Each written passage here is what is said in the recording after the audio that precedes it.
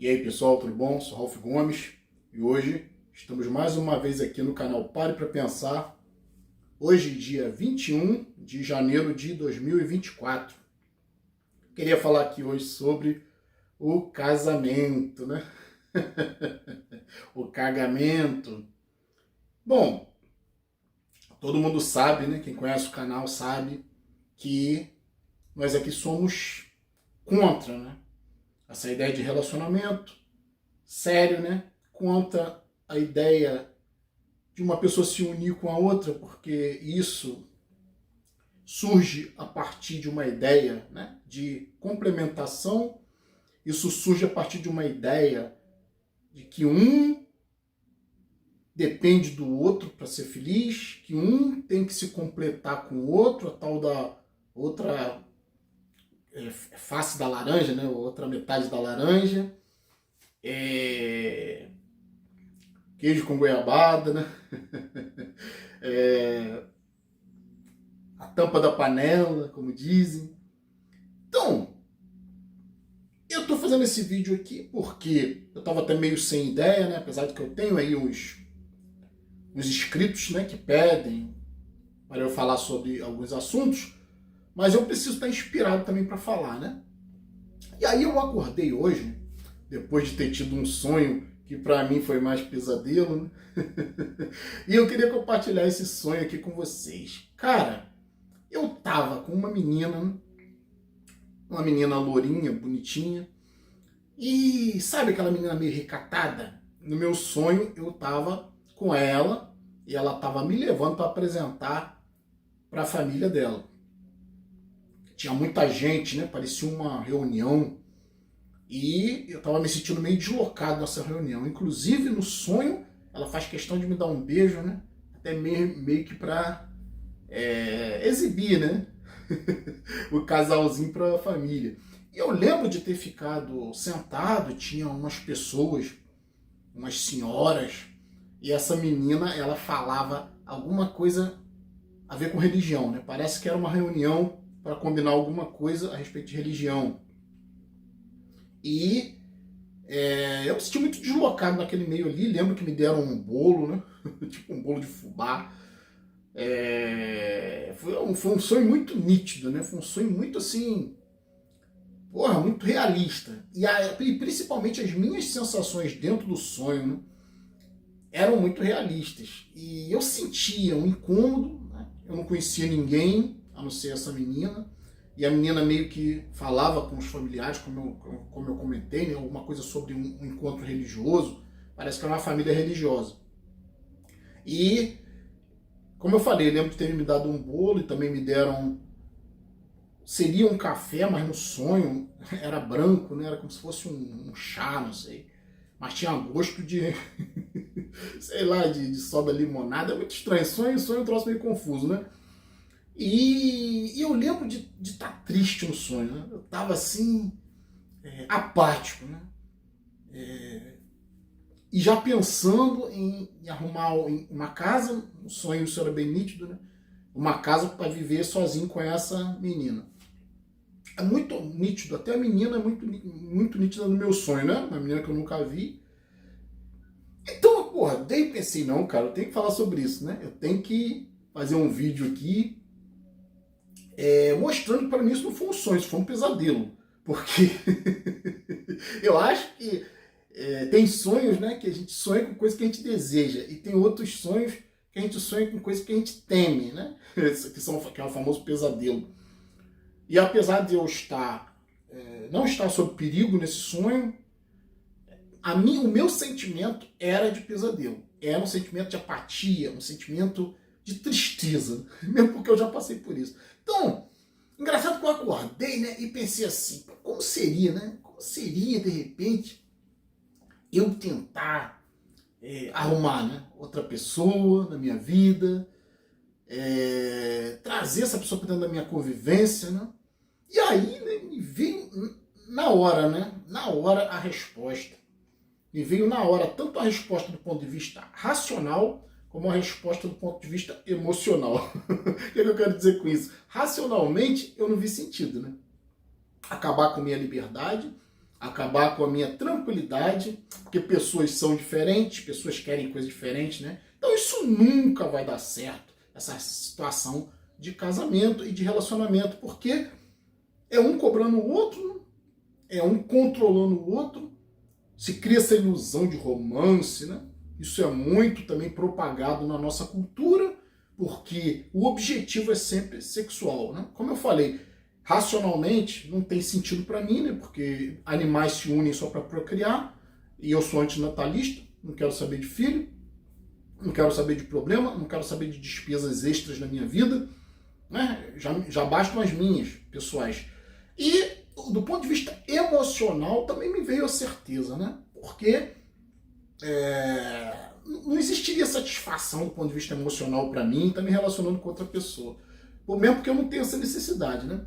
Porque a ideia de você precisar do outro é uma ideia de que você é incompleto, né? Como eu falei inicialmente.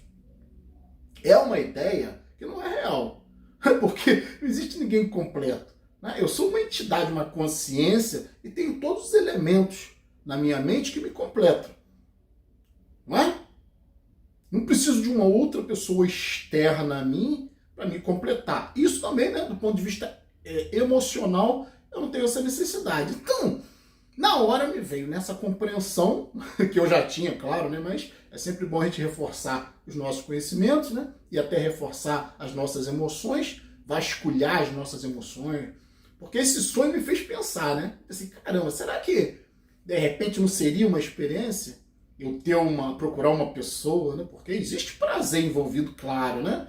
Com a questão sexual, a questão do romance, a questão do ego, né? De ter alguém te amando, você acha na sua cabecinha que está te amando, né?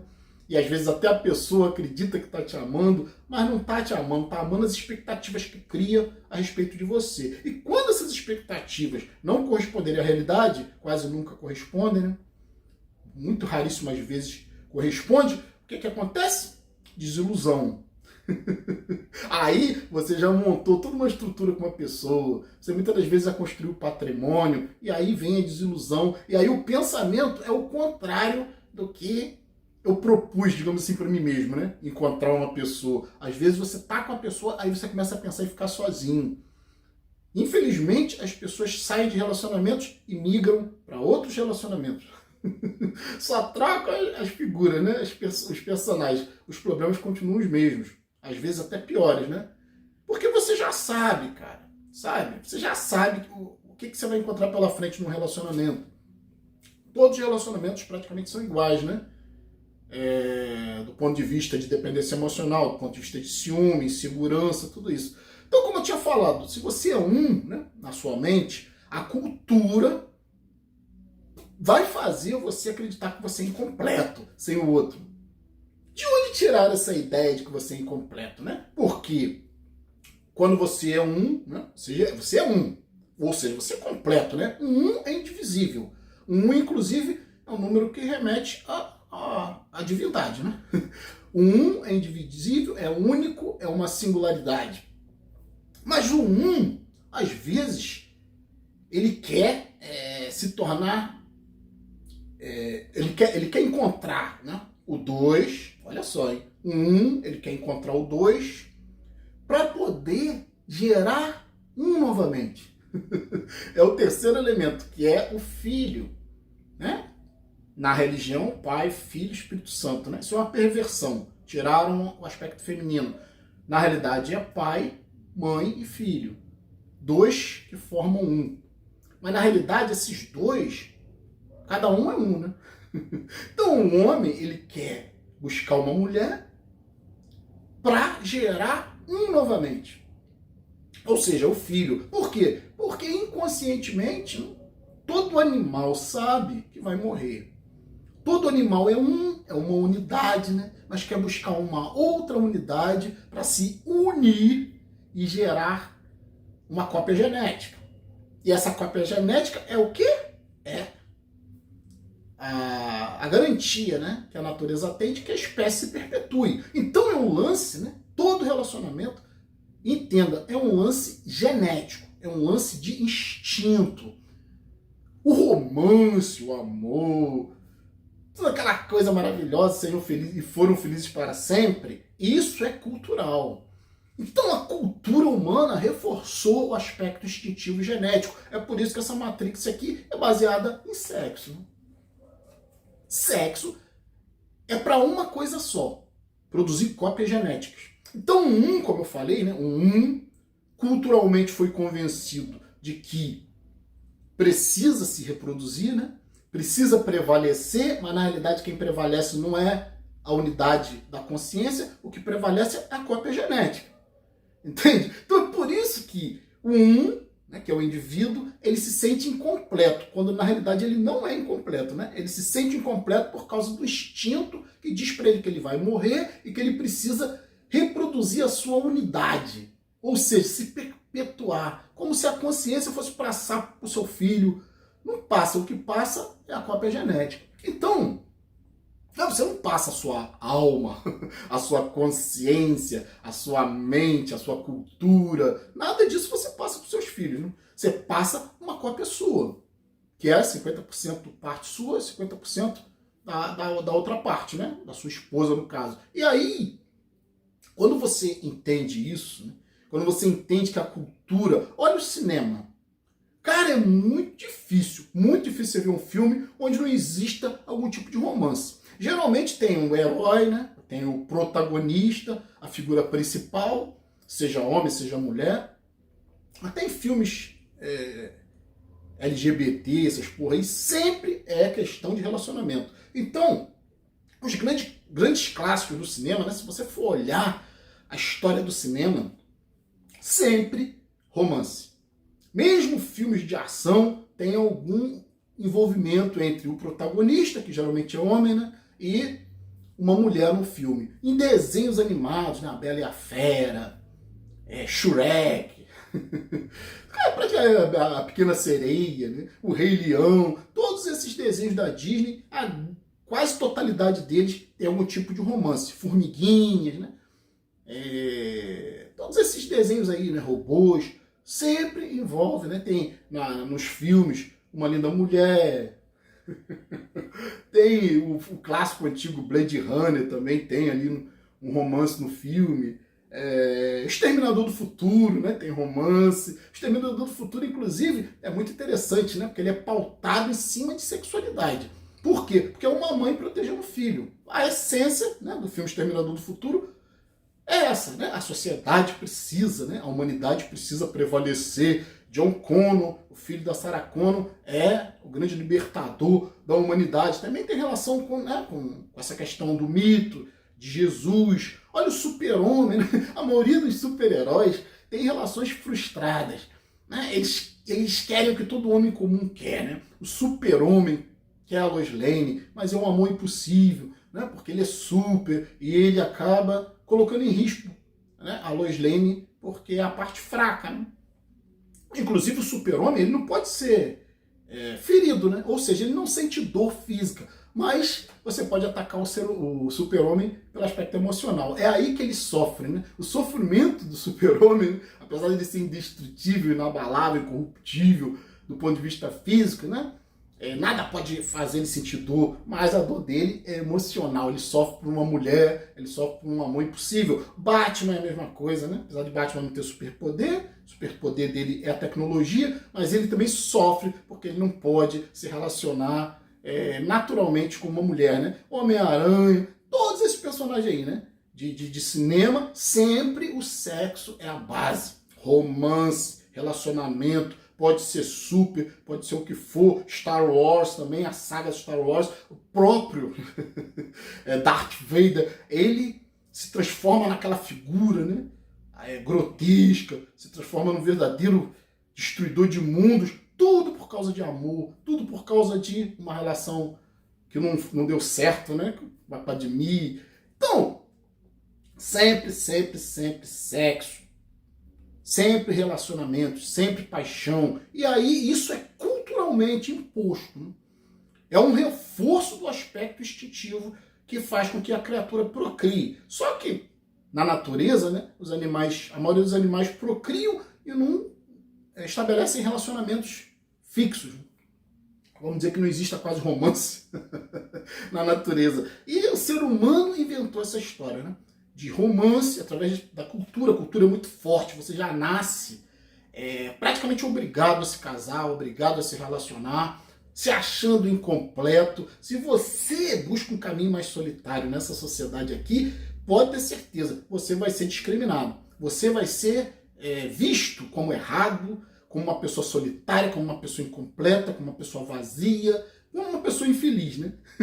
Como se problema, cativeiro de casamento fosse felicidade. E aí se cria também uma falsa ilusão de felicidade, que sempre tem a ver com o outro. Como eu falei inicialmente, a tampa da panela, né? A metade da laranja, a alma gêmea, toda essa bobagem que a religião também reforça, né? Que a religião, a base é a família, a base é a procriação, a base é sexo, até mesmo os mitos religiosos, né? Jesus, tem lá, né? Nos próprios evangelhos, se mostra a Maria Madalena como sendo uma preferida de Jesus. Jesus tem uma proximidade, né?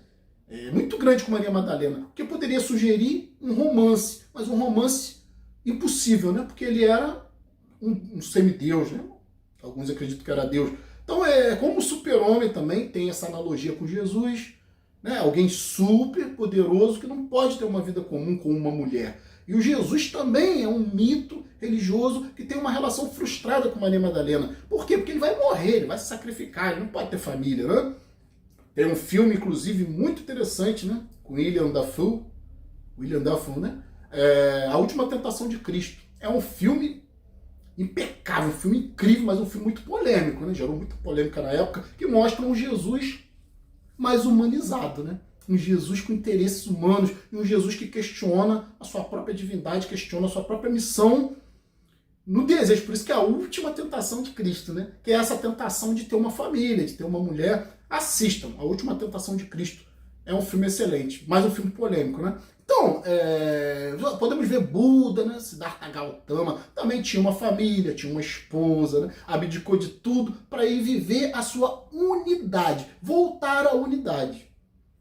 Então Jesus, o mito, é alguém que tinha sim desejos humanos, mas queria voltar, né? Desejo de humano que eu digo, sexo, relacionamento, casamento, mas era impossível, porque ele queria voltar para a unidade. E Buda, Siddhartha Gautama, a busca dele também era por isso. Todas essas doutrinas orientais falam para você se afastar de relacionamento, se afastar de sexualidade. Por quê? Né? Isso é muito forte no hinduísmo, os monges budistas, né? Geralmente abdicam dessa vida familiar e abdicam, né, de sexo. É uma coisa que a igreja também perverteu, né? A igreja católica, e colocam esses padres aí que vivem uma vida totalmente mundana, mas são proibidos de se casar.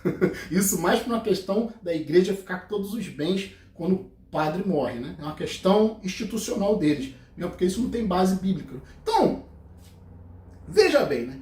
É sempre a questão de voltar para a unidade, voltar a ser quem você realmente é. Se você é né? Se você é completo aqui dentro da sua mente, você não precisa do outro para poder se perpetuar, para poder reproduzir a sua unidade em outra pessoa, que é uma cópia genética.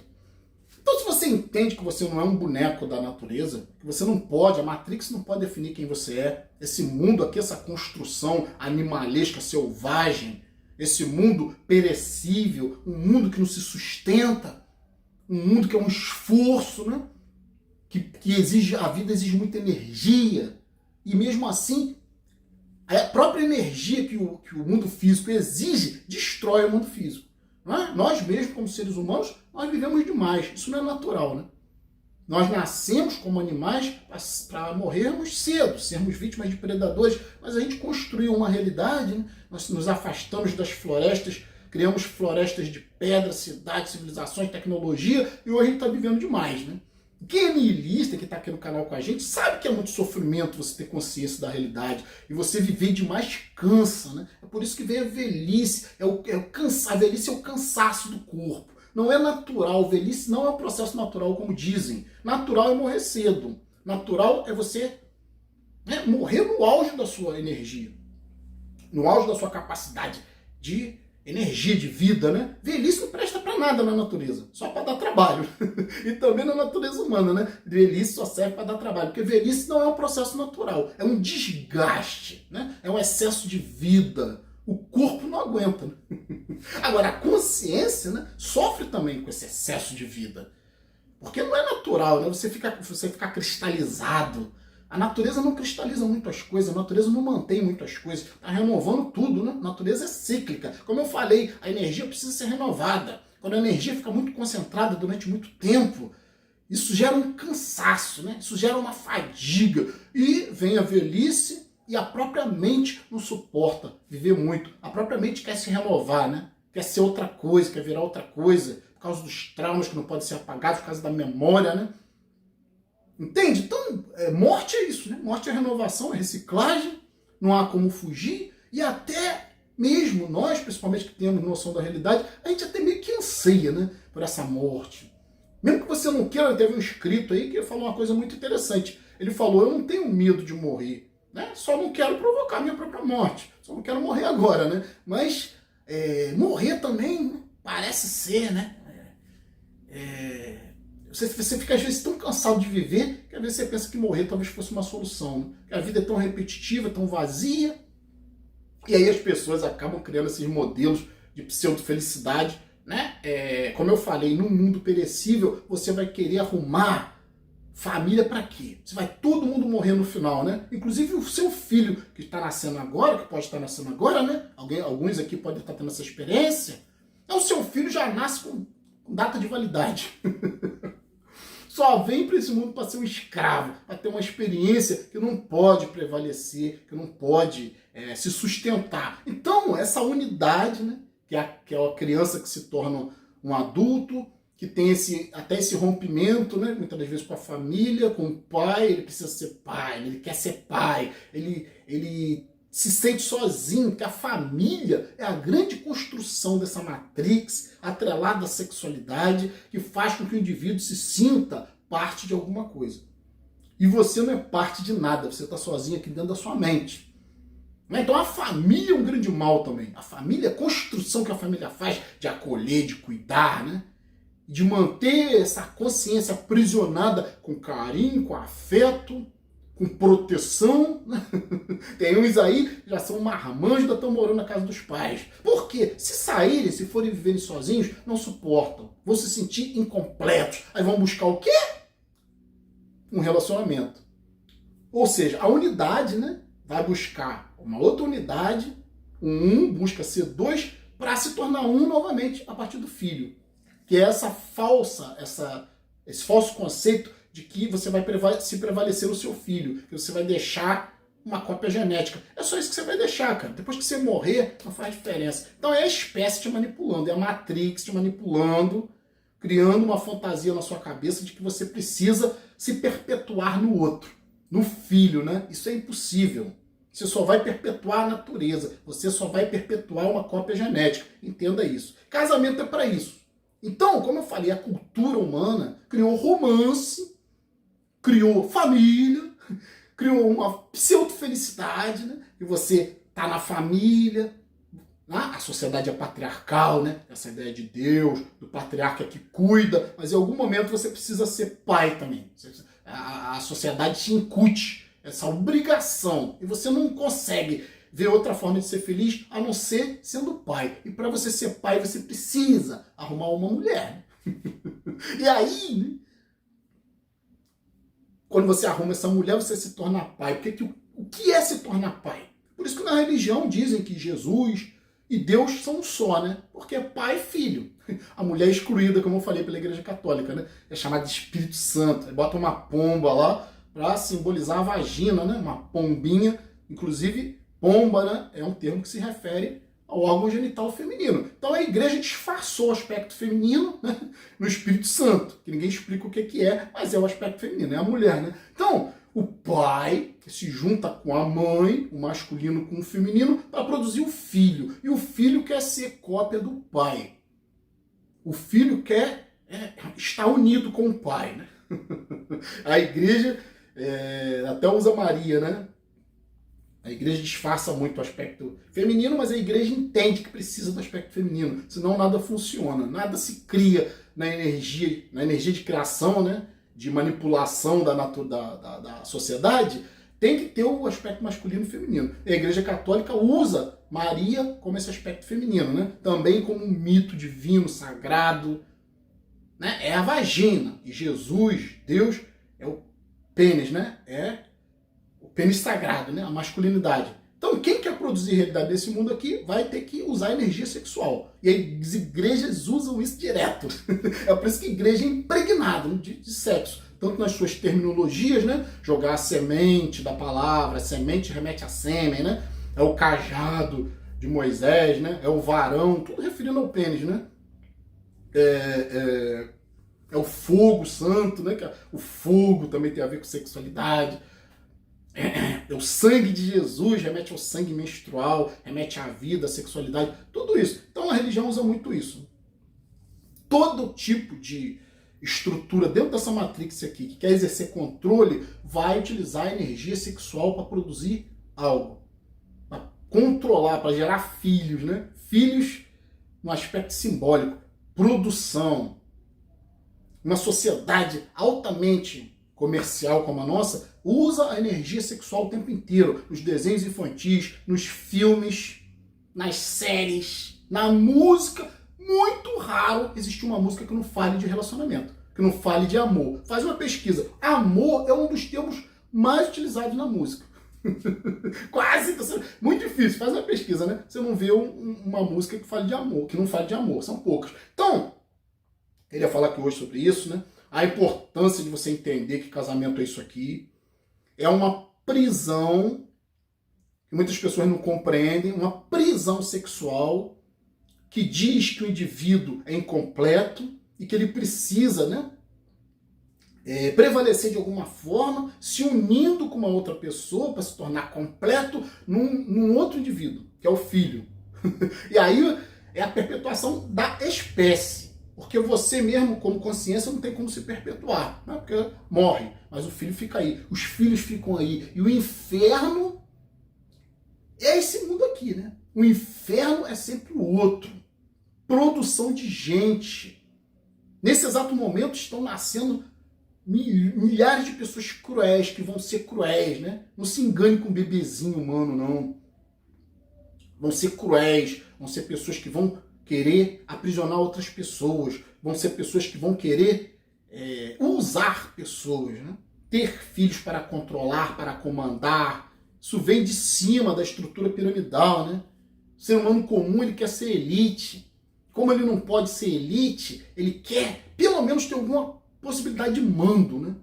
Alguma capacidade de dominar outras pessoas. Casamento, filhos, dependente, né? Que a palavra dependente, né? É alguém que depende do outro, né? E aí o outro ganha amplos poderes. Então, vou ficar por aqui, né? Um abraço a todos. Estamos juntos pela propagação do conhecimento. E se você não é inscrito no nosso canal, por favor, se inscreva. Ative também o sininho das notificações. Se desejar, seja membro do nosso canal. Fui.